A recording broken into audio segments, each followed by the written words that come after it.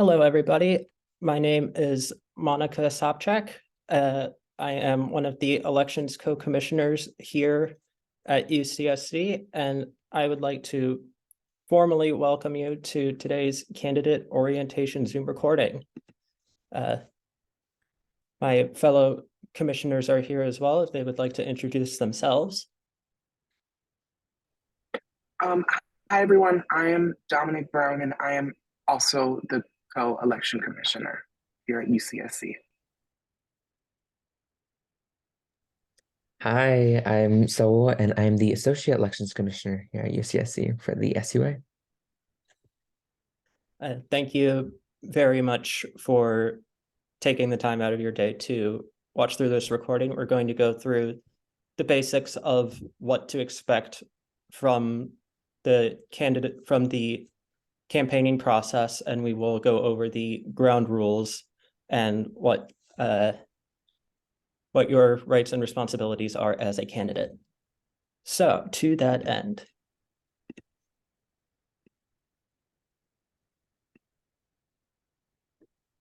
welcome to the SUA elections candidate orientation. So to begin with, we will have a brief overview of the timeline. So right now, the timeline stands as such. We begin with today's candidate orientation Zoom recording, March 7th at 10 a.m. We will be having an in-person orientation meeting sometime in the next week, date to be determined, but no later than the 16th. The nomination petitions will open on March 13th, and they will be due by April 12th at 5 p.m. Pacific. So note, this is not the same as due April 12th at 11:59 p.m. They are due at the end of the working day. After that, the candidate verification period will be from April 12 to April 17. And on April 17 to May 7, the campaigning period will be open. During this time, we will also schedule a mock debate followed by a formal candidate debate with all nominated candidates and officers. And then the voting period this year will take place May 8th through May 15th. So to begin with, I will turn it over to Saul to go over the rights and responsibility, the rights you have as a candidate. Thank you, Monica. As candidates, you do have rights, and it's important to know them. So I highly encourage going through the elections code and bylaws. If you feel your rights as outlined in the SUA bylaws, specified in Section D, are not being abided by, an appeals process may be submitted to the SUA at any time for review.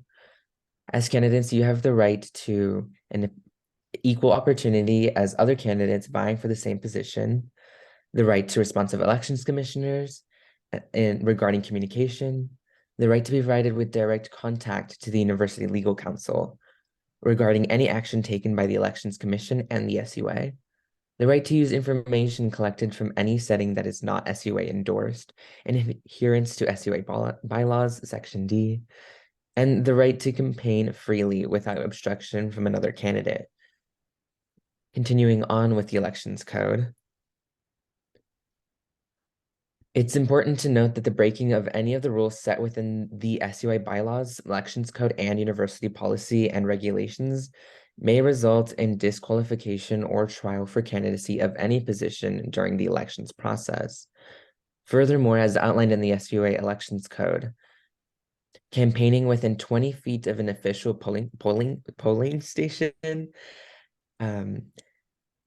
with such as the SUA or like college-based polling stations, with the exceptions of being endorsed by a specific college, falsifying any information on the SUA elections form, intimidating the elections commissioners or the elections commission, doctoring the image of the official voting site, or violating an order given by the elections commission or elections commissioners. And I'll pass it on to understanding more of the elections code. And that will be understanding that the obstruction of the judicial process of the Elections Commission may result in disqualification or trial by the SUA and Elections Commission. It's prohibited to vandalize any SUA elections promotional media or commit libel and or slander, to claim an endorsement before being officially recognized, to file a complaint or appeal in bad faith, or to tamper with another candidate's outreach materials, along with the failure to appear before the Elections Commission after receiving 24-hour prior notice, with exceptions to medical concerns or emergencies, and etc. All right, thank you very much. And now we will pass it off to Dominic to go over public campaign finance. Candidates are entitled to reimbursements, with the max reimbursement being $250 for SUA officer candidates and $125 for elected college representatives. If you pass the max amount, you're not eligible for reimbursement for anything after the cap. In order to be eligible, you must provide an itemized receipt or an invoice and save all of your receipts in case of an audit. The forms that are required to begin the reimbursement process and must be submitted to the SDE manager include the payee setup 204 form and the direct payment form with all itemized receipts attached. This form requires Adobe Reader to open.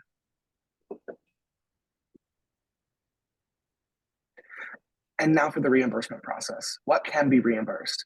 Campaign materials can be reimbursed, like posters, flyers, brochures, stickers, buttons, foods, and beverages that are non-alcoholic. What cannot be reimbursed are labor charges and service charges. So if you hire someone to make your poster or website page, that cannot be reimbursed, as well as social media manipulation, including buying followers and paid promotions. All right, thank you very much. So those are the official rules as shown in the election code and in the SUA bylaws. We'll go over some more information now about other campaigning rules. So first and foremost, make sure to be respectful to each other during this time. It is still very much a stressful year for all of us, and we do not wish to have it further exacerbated by an unpleasant campaign. Make sure you treat others as you wish to be treated. Any social media posts that you make must include a link to the SUA election site. For example, please visit the website for more information and include the link.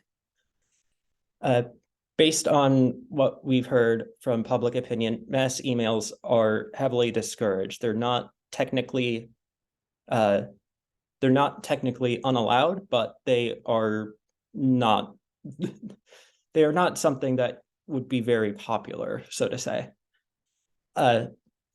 Candidates also may not engage in vote buying. That means a return of goods or services for a vote, no quid pro quos.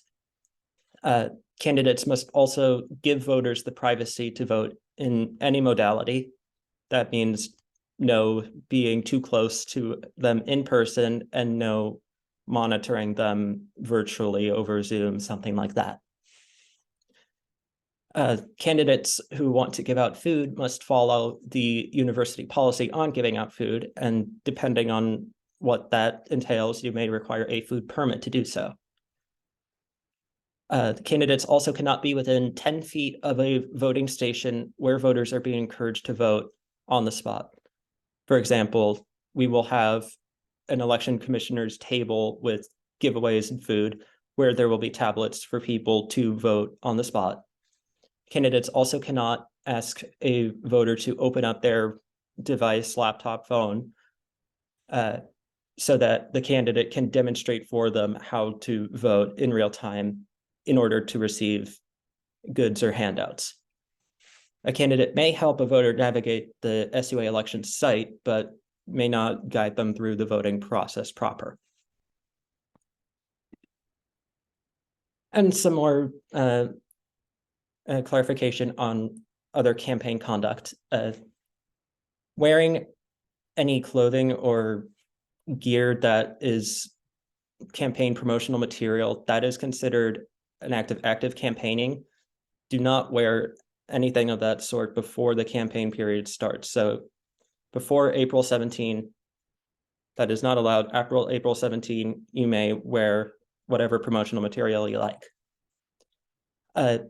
Candidates may not use a club or organization's resources unless they are endorsed by that club or organization, and there is an endorsement form that will need to be submitted before that will be recognized. Candidates will also not be allowed to set up their own voting stations. This year, the campus and SUA elections commissioners will have get out the vote stations across campus. There will be at least one for each college, as well as likely one at McHenry Library and possibly another location. As said before, all candidates will have to stay at least 10 feet away from these stations at all times because people will be casting their votes there in real time. And now another note from Dominic on the nature of campaigning. The nature of campaigning. Candidates are able to send preset media posts with captions, and approval can be posted, and with approval can be posted on the UCSC SUA Insta or Facebook. Candidates are limited to posting on social media groups. They are limited to 3 times during the campaign period and voting period. They can utilize the official group of UCSC students, which is a Facebook group, the UCSC election Facebook page, or the UCSC elections Instagram. Candidates are not allowed to campaign in lectures, and campaigning isn't about attacking other candidates, but rather the promotion of one's ideas. Thank you very much. And now I will pass it back to Saul to help close us out. And now you're ready to petition for candidacy. The official petition for candidacy form is hyperlinked here, as well as within the official SUA elections packet. It is important to acknowledge and abide by the candidate statement 500-word max limit as set by the Elections Commission, for it will be used on the ballot and made accessible to voters. And to reiterate, the candidate verification period conducted by the SUA Elections Commission and Dean of the Student's Office will take place April 12th through April 17th. And to conclude our candidate orientation, if you have any questions or would like clarification on any information shared, please feel free to contact us.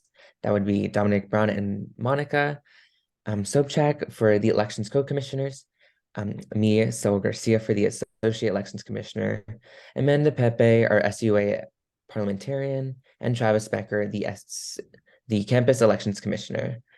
And with that, thank you for your interest in the Student Union Assembly elections.